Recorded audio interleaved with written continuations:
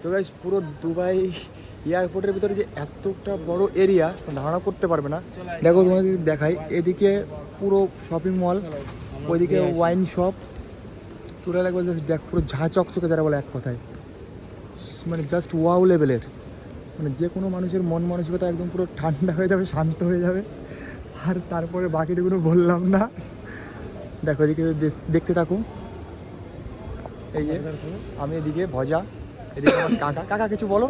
কি বলবো, এত সুন্দর পরিবেশ আর কিছু এটা ইন্ডিয়াতে তো থাকে না, এটা দুবাই এসে বোঝা যাচ্ছে।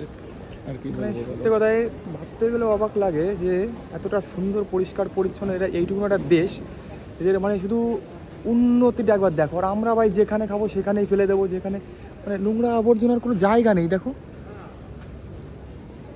আগে ওইদিকে দেখে নেই। এদিকে কনকদা, কনকদা কিছু বলবা? দেখতেই পাচ্ছ কত সুন্দর দৃশ্য। আমরা প্লেনে উঠতে পারলেই আমরা চলে যাবো সারা দেখো দেখো, দেখছো সোনা বিক্রি হচ্ছে একদম, কোনো মানে কোনো দেখো এখানে কোনো সিকিউরিটির কোনো জায়গা নেই। দেখো কি অবস্থা। আর আমাদের ভাই মানে ভাবতে গেলে অবাক লাগে, দেশের বাইরে না বেরোলে বোঝা যায় না যে কি পরিস্থিতি, কেমন থাকি, কোথায় থাকি, কি করি। যাই হোক, সঙ্গে থাকো, দেখতে থাকো, আর অনেক কিছু দেখার আছে।